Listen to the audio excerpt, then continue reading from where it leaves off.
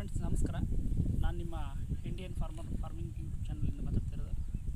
ಎಲ್ರಿಗೂ ನನ್ನ ಹೊಸ ಯೂಟ್ಯೂಬ್ ಚಾನಲ್ಗೆ ಸ್ವಾಗತ ಬಯಸ್ತೇನೆ. ಇಂದು ನಾವು ಮೊದಲನೇದಾಗಿ ವಿಡಿಯೋ ಮಾಡ್ತಾ ಇರೋದು ಟೊಮೊಟೊ ಸಸಿ ನಾಟಿ ಮಾಡೋದು. ಅದನ್ನು ಹೇಗೆ ನಾಟಿ ಮಾಡಬೇಕು ಅನ್ನೋದನ್ನು ತಿಳಿಸ್ಕೊಡ್ತೇನೆ. ಅದಕ್ಕಿಂತ ಮುಂಚಿತವಾಗಿ ಒಂದೆರಡು ಮಾತು ಬಯಸ್ತೇನೆ. ಏನಂದರೆ, ಇತ್ತೀಚೆಗೆ ರೈತರು ಹೊಸ ಆಧುನಿಕತೆಯನ್ನು ಅಳವಡಿಸ್ಕೊಂಡಿಲ್ಲ. ಭಾಳ ಜನ ಇನ್ನೂ ಸುಧಾರಿಸಬೇಕಿದೆ. ಏಕೆಂದರೆ ಇದೆಲ್ಲ ನೋಡಿ, ಈ ಥರ ಸುಮ್ಮನೆ ಬದು ಮಾಡ್ತಾರೆ, ನಾಟಿ ಮಾಡ್ತಾರೆ. ಈ ಥರ ಎಲ್ಲ ಬದು ಮಾಡಿ ಅಲ್ಲಲ್ಲಿ ಒಂದು ಗೇಣಿಗೆ ಒಂದು ನಾಟಿ ಮಾಡ್ತಾರೆ, ನಾಟಿ ಮಾಡ್ತಾರೆ. ಅದು ಜಾಸ್ತಿ ಫಲ ಕೊಡೋದಿಲ್ಲ. ಮತ್ತು ಏನಾಗ್ಬಿಡುತ್ತೆ ಅಂದರೆ ಜಾಸ್ತಿ ಕಳೆ ಬರ್ತದೆ. ಹಾಗಾಗಿ ಇದೇನಿದೆ,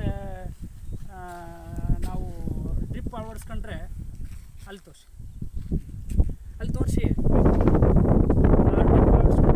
ಡ್ರಿಪ್ ಅಳವಡಿಸ್ಕೊಂಡು ಮತ್ತು ಇದೇನು ಮೇಲೆ ಕವರ್ ಹಾಕೊಂಡು ಮಾಡಿದ್ರೆ ಕಳೆ ನಿಯಂತ್ರಣದಲ್ಲಿ ಇರ್ತದೆ ಅಂತ ಹೇಳಕ್ಕೆ ಬಯಸ್ತೀನಿ. ಮತ್ತು ಅತ್ಯಂತ ಫಲವತ್ತಾಗಿ ಬರ್ತದೆ ಭೂಮಿ. ಇದು ಮಣ್ಣು ಕೂಡ ಲೂಸ್ ಇರ್ತದೆ. ಬನ್ನಿ, ಇಲ್ಲಿ ತೋರಿಸ್ತೇನೆ. ನಾನು ನಾಟಿ ಮಾಡ್ತಾ ಇದ್ದಾರೆ.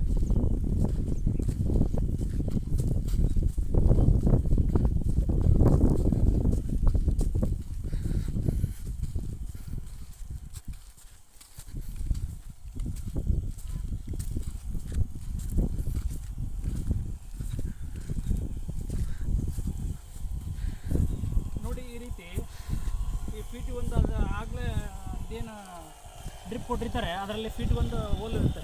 ನೀರು ಸಣ್ಣಗೆ ಹೋಗಲಿಕ್ಕೆ ಹನಿ ನೀರು ಹೋಗ್ತಾ ಇರುತ್ತೆ. ಹನಿ ನೀರಾವರಿ ಅಂತ ಕರೀತಾರೆ. ಹನಿ ನೀರು ಹೋಗ್ತಾ ಇರುತ್ತೆ. ಇದನ್ನು ಈ ರೀತಿ ಫೀಟ್ ಒಂದು ನಡೆಯೋದ್ರಿಂದ ಗಿಡನೂ ಚೆನ್ನಾಗಿ ಬರುತ್ತೆ ಮತ್ತು ಕಳೆ ಬರೋದಿಲ್ಲ.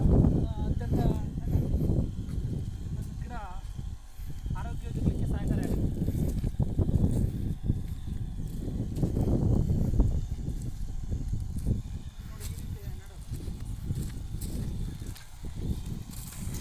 ಈ ರೀತಿ ಸಸಿಗಳನ್ನು ನೆಡೋದ್ರಿಂದ ಸಸಿ ಕೂಡ ಆರೋಗ್ಯ ಇರಲು ಸಹಕಾರ ಆಗುತ್ತೆ.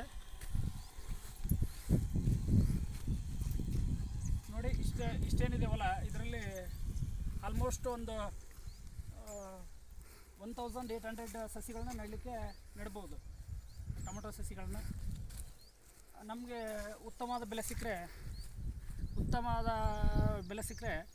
ಉತ್ತಮವಾಗಿ ಇದೇನು ಸಸಿ ಇದೆ, ಇದು ಉತ್ತಮವಾದ ಫಲಿತಾಂಶ ಕೊಟ್ಟರೆ ಆರಾಮೊಂದು ಕಡಿಮೆ ಅಂದರೂ ಹೋದ ಸಾರಿ ಏನಿತ್ತು, ಹೋದ ವರ್ಷ ಕೆಲವೊಂದು ಟೈಮ್ ಏನು ರೇಟ್ ಬರುತ್ತೆ.